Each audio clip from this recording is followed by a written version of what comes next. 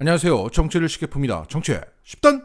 오늘 경향신문은 12구 참사 직후 서울시 간부들의 단톡방 대화 내용을 입수해서 단독 보도했습니다. 그 대화 내용을 보면 책임을 회피하고 자료를 은폐하는 대화가 오고 갔고, 무엇보다 오세훈 서울시장이 3시간 잠수를 탔다는 증거가 확인되고 있습니다. 자, 다들 아시겠지만 이번 12구 참사는 10월 29일 오후 10시 15분에 발생했습니다. 이런 가운데 서울시 간부방은 참사가 일어난 지 2시간이 지난 10월 30일 0시 9분에 만들어집니다. 그리고 1시 31분에 박유미 시민건강국장이 이런 말을 합니다. 시장님의 전화가 1시 10분경에 왔다.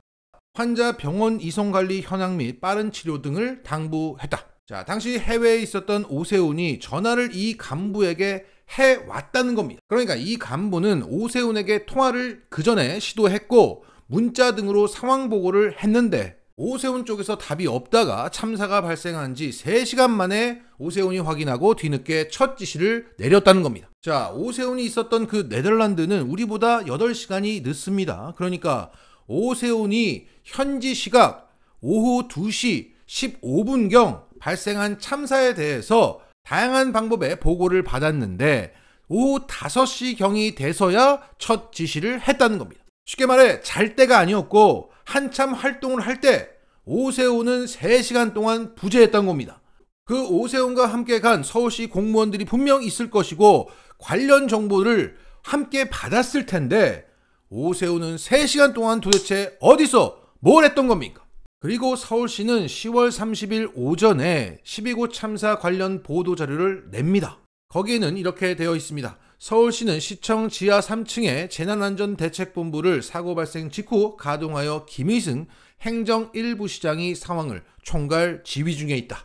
그러니까 참사 발생 직후부터 부재 중이었던 오세훈 대신 김의승 부시장이 상황을 총괄 지휘했었다는 겁니다. 그런데 당시 이 간부방 대화 내용을 보면 이 김의승 부시장은 참사 발생 2시간이 넘은 0시 36분이 돼서야 사무실에 도착했다고 말하고 있습니다. 그리고부터 소방, 안전실, 경찰, 병원으로부터 현장 정보가 들어오면 이 방으로 올리고 행안부나 대통령실 지시사항도 여기로 공유하고 주요 언론의 모니터링 특이사항도 이쪽으로 올리도록 하겠습니다. 라면서 상황이 그나마 그제서야 돌아가기 시작합니다. 자, 이후 1시 49분에 박경환 언론 담당관이 보도자료 초안을 올립니다. 여기에 김의승 부시장이 시청에는 재난안전대책본부로 사고 발생 직후 가동이라고 수정할 것을 지시합니다. 그래서 최종적으로 서울시의 첫 입장이 이렇게 나갔던 겁니다. 결국 김의승 부시장은 참사 발생한 지 2시간 만에 사무실에 도착하면서 그나마 돌아갔던 상황인데 사고 발생 직후 가동되었다고 책임 회피성 거짓말을 했던 겁니다. 그리고 서울시는 당시 이런 내용을 밝혔습니다. 30일 오전 0시 30분 13개 실무반으로 편성된 본부 구성도를 2단계 모바일 상황실에 공유함으로써 공식적으로 구성했다. 자, 이건 진짜 참담한 거짓말입니다. 자, 보세요. 자, 여기서 말하는 2단계 모바일 상황실이라고 하는 것은 그 카카오톡 단톡방 2개를 개설한 걸 말합니다. 그러니까 김의승 부시장이 들어가 있는 그 간부방이 있었던 것이고 실무진급 그 200명이 모였던 실무진방이 있었던 거예요. 그걸 2단계 모바일 상황실이라고 포장했던 겁니다. 아니, 서울시에 무슨 모바일 상황실 2단계라고 얘기할 정도면 어떤 앱을 하나 만들어서 그 관련 공무원들이 재난이 일어나면 쫙 모여서 뭔가 이렇게 토의하고 막 일사불란하게 움직이고 뭐 이런 걸 상상하지 않습니까? 그런데 고작 카카오톡 단톡방이랍니다. 진짜 참담한 거죠. 그걸 또 2단계 모바일 상황실이라고 정말. 그리고 이런 지자체가 재난이 일어났을 때 가장 먼저 하는 게 이 재난안전대책본부를 구성하는 겁니다. 자, 그 재난안전대책본부 구성도가 10시 31분에 실무진방에서 먼저 공유되었습니다. 왜? 간부방은 김의승 부시장이 사무실에 도착한 0시 36분부터 돌아가기 시작했으니까. 자, 다시 처음으로 돌아가서 이것들을 하는 거 보세요. 어떤 한 간부가 이 0시 9분에 비상방입니다 라고 하면서 간부방을 개설합니다. 그리고 서울시 간부들이 쭉 들어오고 서울시청으로 복귀하라고 다들 막 요청합니다. 0시 10분인데 TV를 분명 봤을 텐데 자는지 아직도 시청으로 돌아오지 않는 간부가 많은가 봅니다.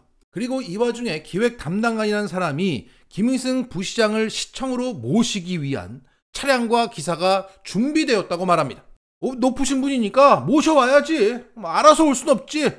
자, 그리고 이 부시장은 현장으로 가시고 1 부시장인 김의승은 시청으로 오시는 게 좋겠다, 이런 의견이 올라오죠. 이것도 존칭을 쓰는 거 보니까 밑에 있는 사람이 의견을 제시한 겁니다. 조심스럽게.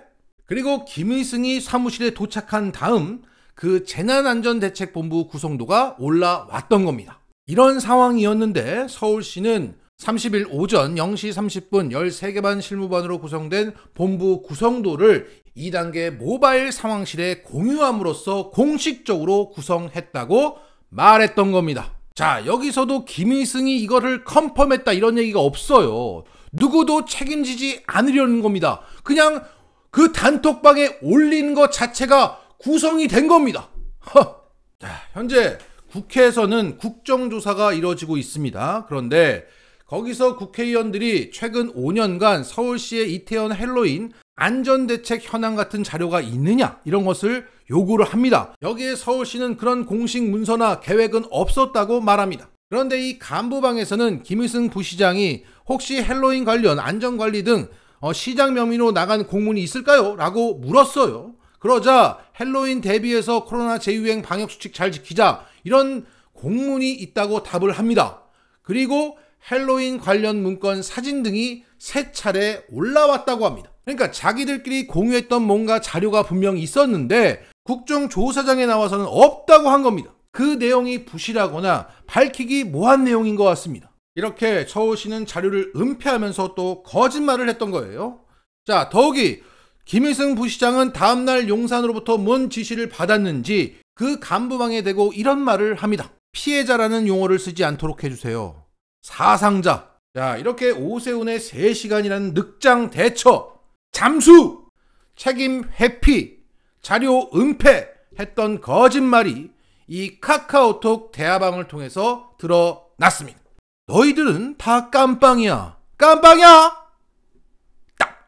오늘 서울경제에서는 기가 막힌 단독 보도가 나왔습니다. 자, 일종의 여시라고 할 수 있죠. 자, 검찰이 김건희 코바나 컨텐츠 의혹에 대해서 거기에 협찬했던 회사 대표를 소환 조사했다. 조만간 결론이 나올 것이다. 라는 제목을 뽑아 올렸습니다. 그래서 내용을 봤더니만 코바나 컨텐츠 불법 의혹 어쩌고저쩌고 열심히 조사하고 캐묻고 있다. 그런데 김건희 소환 조사 없이 조만간 종결할 것으로 보인다고 마무리를 합니다. 그리고 도이치모터스 주가 조작 의혹에 대해서 열심히 뭘 하고 있는데 불기소 처분으로 가닥을 잡았다고 전하고 있습니다.